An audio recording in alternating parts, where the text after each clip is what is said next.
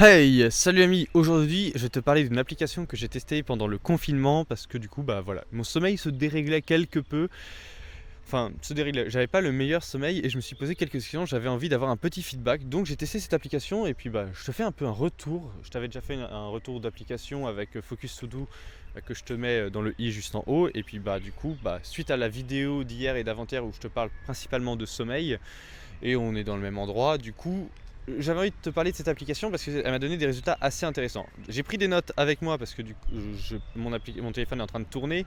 Donc voilà.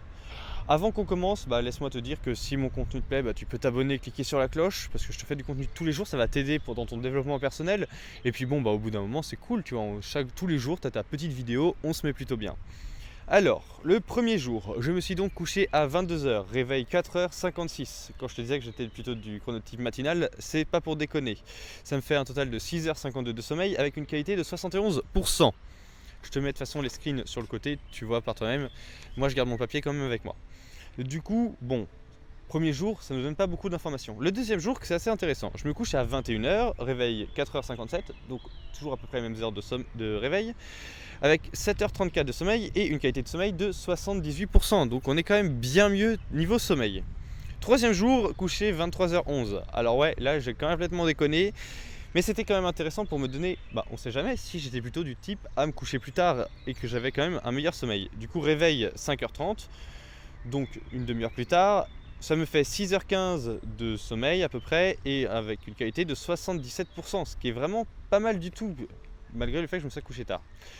Ensuite, je me suis couché carrément à 20h45. Alors là, niveau grand-mère, je pense que j'ai battu des records avec un réveil à 3h51.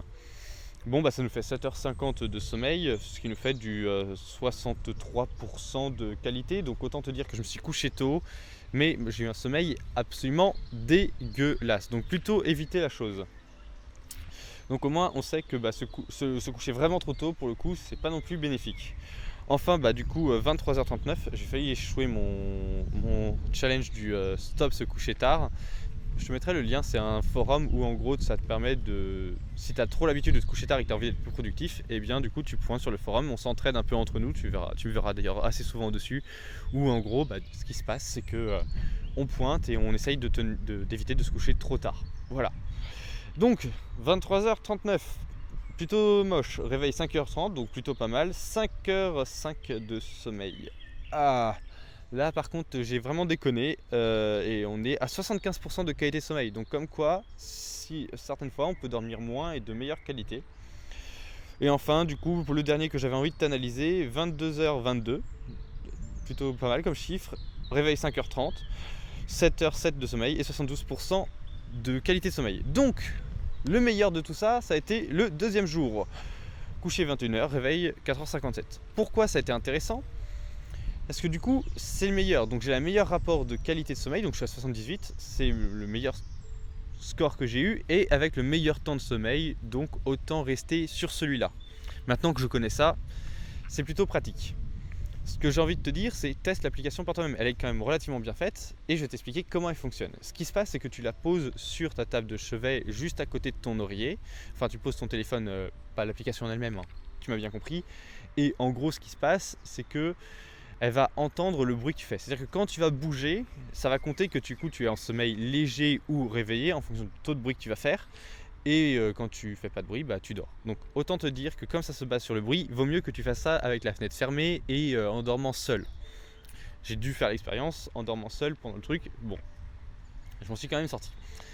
À côté de ça, cette application est payante, elle est gratuite pendant 30 jours, donc c'est pour ça que j'ai profité des 30 jours pour faire l'essai. Donc j'ai fait plus d'essais que ceux dont je t'ai parlé, mais ça c'est des essais consécutifs et comme c'était les premiers, c'est un peu ceux que je considère les plus significatifs.